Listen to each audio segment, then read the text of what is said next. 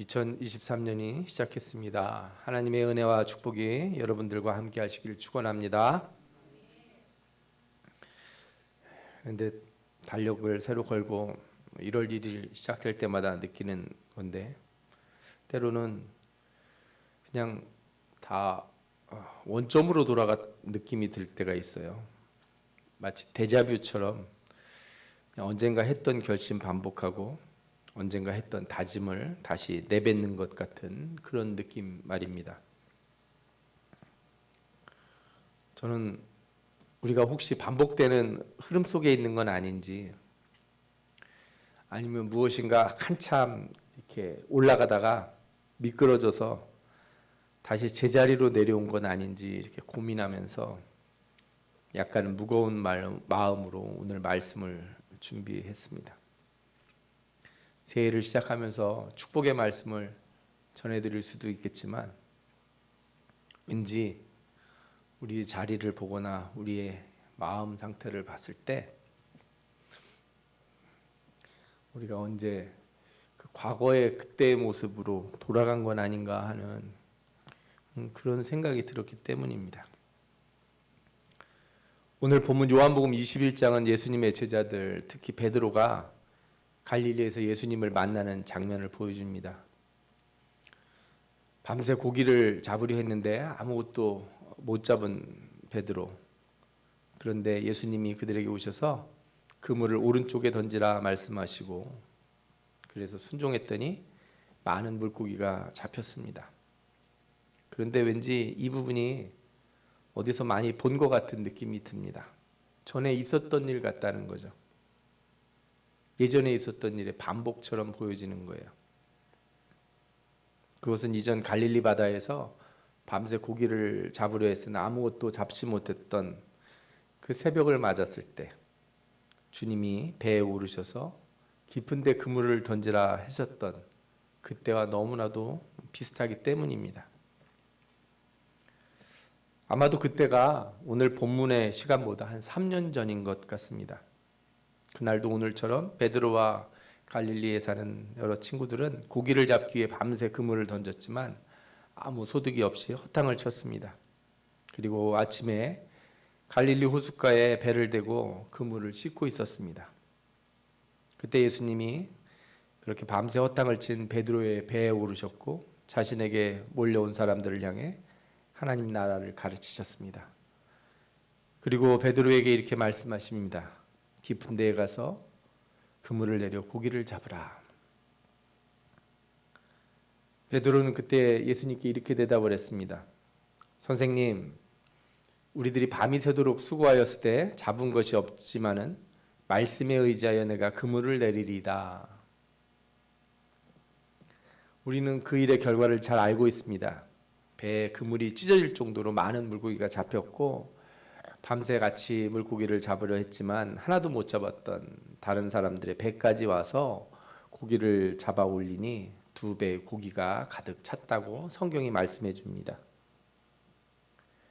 그때 베드로는 자신의 모습을 발견했습니다. 그리고 주님 앞에 고백을 했습니다. 주여, 나를 떠나소서, 나는 죄인이로소이다. 예수님은 그때 베드로에게 이렇게 말씀하셨습니다. 후로는 내가 사람을 취하리라. 사람을 낚는 어부가 될 것이다. 베드로는 그 순간 말씀을 듣고 모든 것을 버려두고 예수님의 진정한 제자가 되기로 결심합니다. 사실 베드로가 그때 처음 예수님을 만난 건 아니었습니다. 요한복음 1장에 나온 것처럼 세례 요한의 제자였던 자기신의 형제 안드레가 예수님을 소개했고, 예수님은 처음 베드로를 보자 시몬에게 이렇게 얘기했습니다. 너는 장차 게바라 이렇게 불릴 것이다. 다시 말하면 반석이란 뜻을 가진 베드로가 될 것이다. 처음 만남에서 말씀해 주셨어요. 베드로는 그때는 몰랐습니다. 쉽게 잊어버렸고 예수님을 따라다니긴 했지만 돌아와서 먹고 살려고 그물도 던지고 물고기 잡는 어부 생활을 병행했습니다. 하지만 그 만남을 잊지 않은 분은 예수님이었고, 그 갈릴리 바닷가에서 베드로에게 새로운 시작의 기회를 주었습니다. 베드로는 이 일을 통해 자신의 삶을 새롭게 시작하기로 결심합니다. 그는 어정쩡한 삶을 버리고 완전히 참된 제자로 살아가기로 결심했던 그 순간이었습니다. 여러분도 잘 아실 겁니다. 그때부터 베드로 인생이 완전히 달라졌습니다. 그는 예수님을 따라다녔고 수많은 기적을 보았습니다. 하나님 나라를 배웠습니다. 그리고 그 가운데 자신이 있음을 발견하게 됩니다. 그는 무리도 걸어보았고 5천 명이 먹는 그 기적 가운데서 떡을 나눠줘 보기도 했습니다. 다른 제자들과 함께 짝을 지어서 전도를 하며 귀신을 내쫓아 보기도 했고 죽은 나사로가 살아나는 그 놀라운 장면의 목격자가 되기도 했습니다. 뿐만 아니라 그는 변화산에서 나타난 엘리야와 모세를 보았고 주님의 영광을 받으시는 장면을 목격했습니다.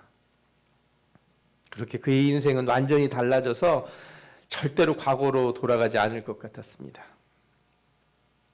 그런데 3년이 지난 바로 그 순간, 지금 이 순간, 바로 그 갈릴리 바닷가에서 3년 전과 똑같이 밤새 고기를 잡기 위해 그물을 던졌던 자기 자신을 발견하게 됩니다. 그리고 아무것도 건진 것이 없던 것을 깨닫는 순간 그는 완전히 제자리로 돌아간 자기 자신을 발견하게 됩니다. 아니, 처음보다 더 곤고하고 나약하고 아무런 힘과 의지가 남지 않은 무기력한 상태로 돌아갔음을 보게 됩니다. 그런데 놀랍게도 이 모든 일은 단 일주일 만에 일어난 일이었습니다.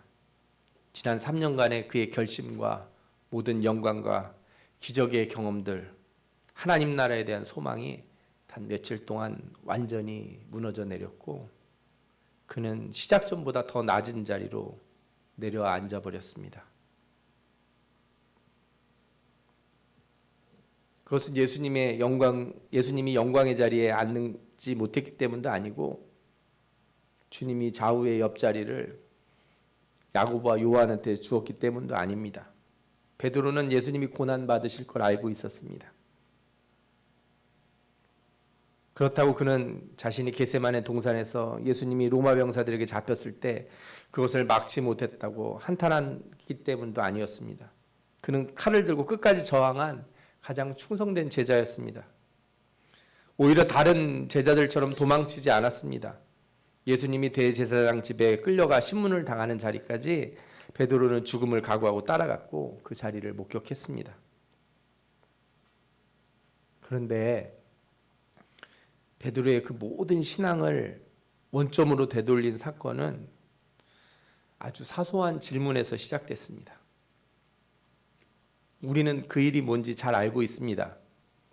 예수님이 잡히시고 대제사장 뜰에서 신문을 당하는 동안 그걸 지켜보던 베드로에게 한 여종이 와서 아주 사소한 질문을 합니다.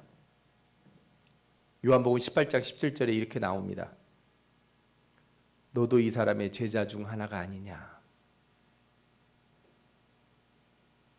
이 질문은 대단한 것도 아니고 어려운 것도 심각한 것도 아니었습니다. 무슨 죽을 각오가 되었냐 이렇게 물은 것도 아니에요. 그저 너는 누군지 간단한 질문이었어요. 당신은 제자입니까?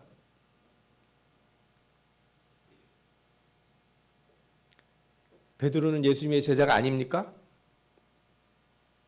그는 예수님이 동행할 때 가장 가까이서 가장 먼저 사람들 앞에서 예수님을 지키며 길을 안내하며 다른 사람들이 예수님한테 올 때 자신을 거치지 않으면 예수님 앞에 나올 수 없을 것처럼 행동한 수제자가 아니었습니까? 그런데 그는 당신은 예수님 제자가 아니냐 하는 이 질문에 그 3년간의 모든 체험과 경험, 자신이 해왔던 일, 들었던 복음의 진리, 그 모든 것을 다 놓쳐버리게 됩니다. 그리고 그렇게 된 순간 먹고 살기 위해 갈릴리 바닷가에서 물고기를 던지던 그때로 돌아간 자신을 발견하게 됩니다. 밤새 수고했지만 아무것도 얻지 못하고 허탕을 쳤던 그 3년 전 그날로 돌아가는 자신을 보게 됩니다.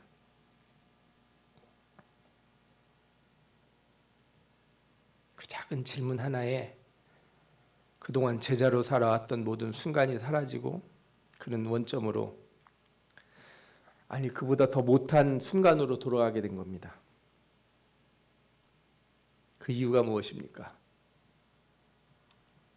당신은 제자입니까? 이렇게 물었던 그 질문에 나는 아니라, 나는 제자가 아닙니다. 나는 그의 제자가 아닙니다. 베드로가 이렇게 대답을 했기 때문입니다. 다시 어떤 사람이 묻습니다. 너도 그 제자 중 하나가 아니냐? 베드로에게 두 번째 기회가 왔습니다. 베드로가 다시 대답을 합니다. 나는 아니라, 나는 제자가 아닙니다.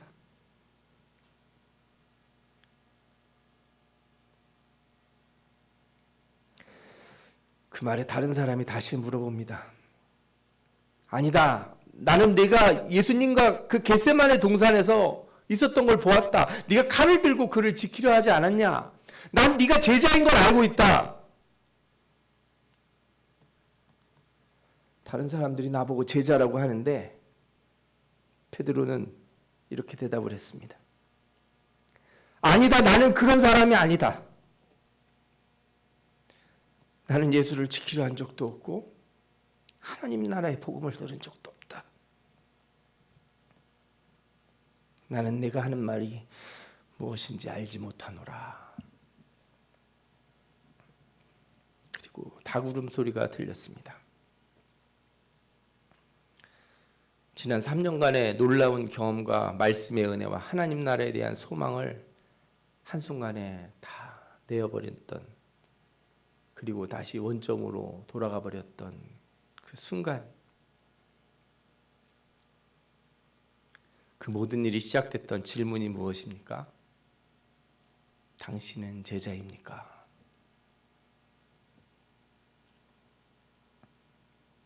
저도 오늘 여러분들에게 묻고 싶습니다. 2022년 하나님의 새 창조의 역사가 나타날 것이라는 약속을 들었고 교회의 새로운 변화를 목격했던 여러분들에게 다시 묻고 싶습니다.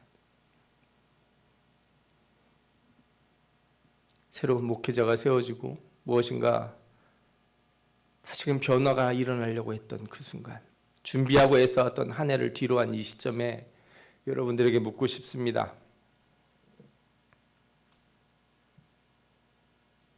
혹시 여러분들 제자가 맞습니까?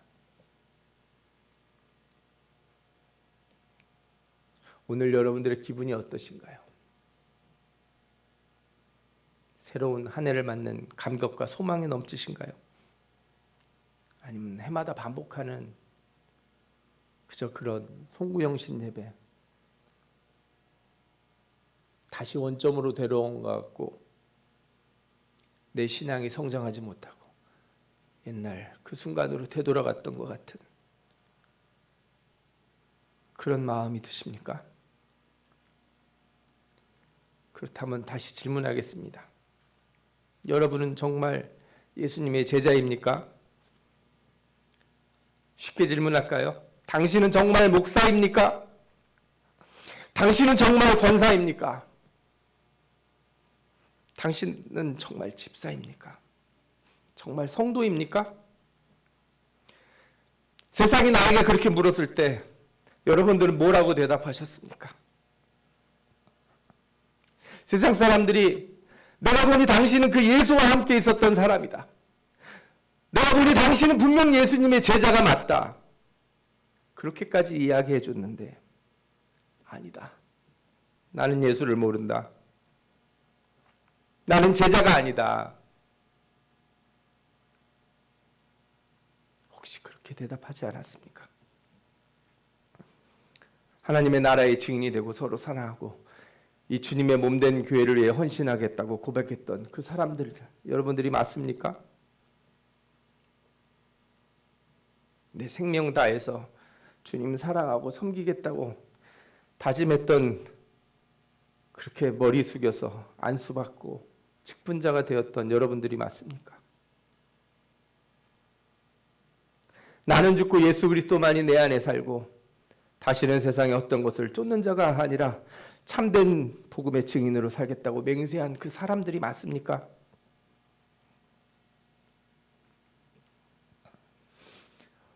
우리가 원점으로 돌아왔다면 우리는 우리 자신의 대답을 알 겁니다. 우리가 세상의 질문에 뭐라고 대답했는지 알 것입니다.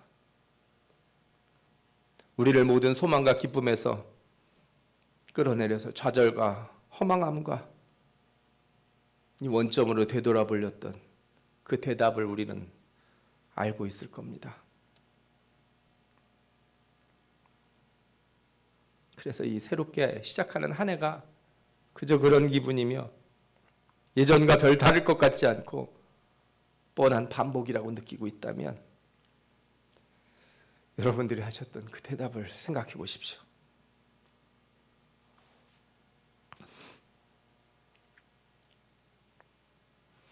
그러나 저는 여러분들에게 질책하려고 이 말씀을 드리는 게 아닙니다. 오늘 본문에 예수님이 이 원점으로 다시 되돌아온 베드로에게 오셨던 것처럼 여러분들에게도 찾아오신 줄 믿습니다. 새해가 다시 온 것처럼 주님이 다시 오셔서 예전으로 돌아간 여러분들에게 다시 오셔서 새롭게 질문합니다. 세상의 질문에는 대답하지 못하고 아니 나는 제자가 아니다. 나는 예수를 모른다. 나는 그와 함께한 사람이 아니었다. 이렇게 말했던 베드로에게 오셔서 그 원점으로 돌아간 베드로에게 새로운 질문을 합니다. 내가 나를 사랑하느냐?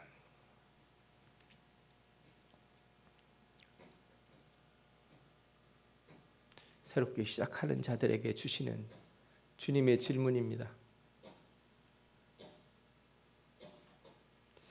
내가 나를 더 사랑하느냐?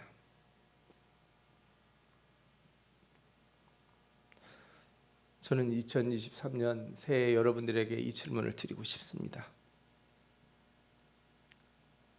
뻔하게 다시 시작하는 새해가 됐다면 여러분들에게 이 질문을 다시 던지고 싶습니다. 여러분들은 주님을 더 사랑하십니까?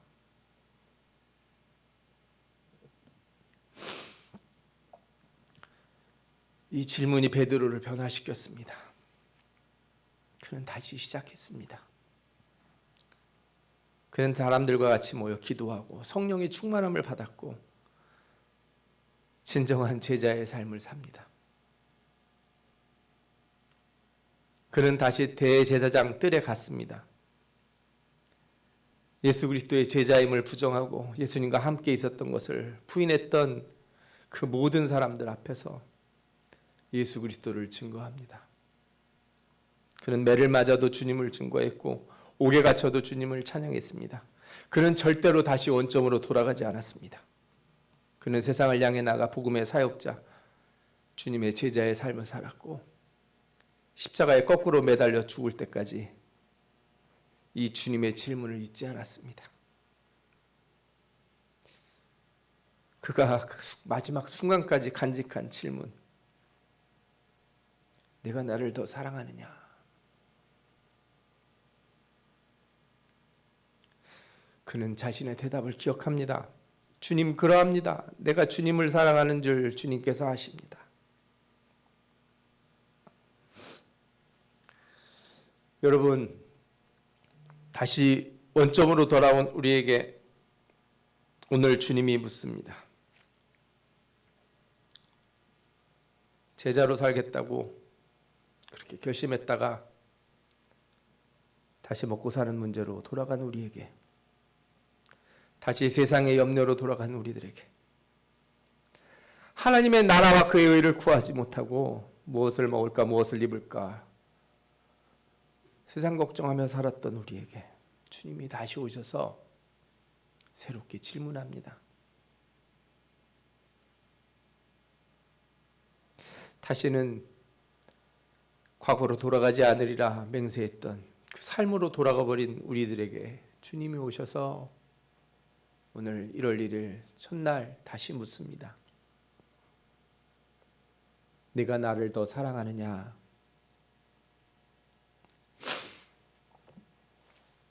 여러분, 우리는 되돌아갈 수 없습니다. 되돌아가서도 안 됩니다. 언제까지 세상의 질문 앞에서 다시 옛날로 돌아가시겠습니까? 왜 우리의 신앙이 어제보다 더 나아지지 못하고 작년보다 더 나아지지 못하고 자꾸만 원점으로 내려가는 겁니까?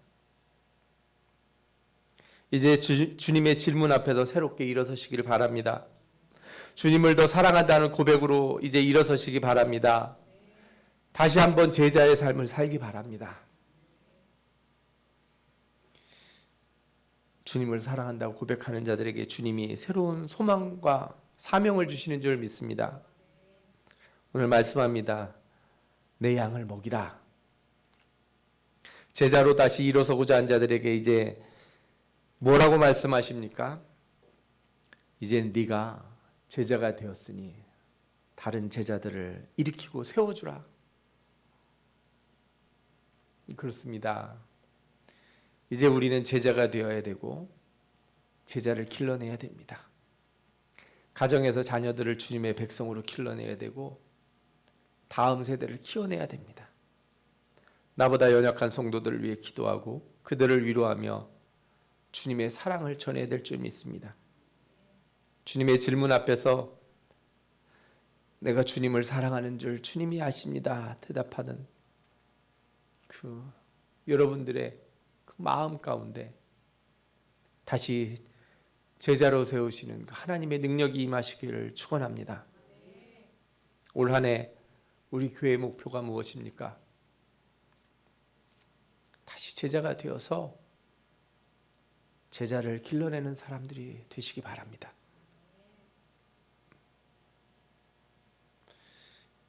진정한 제자의 삶이 이루어지는 2023년이 될 줄 믿으며 주님의 큰 은혜가 여러분을 다시 일으켜 세워주시기를 축원합니다.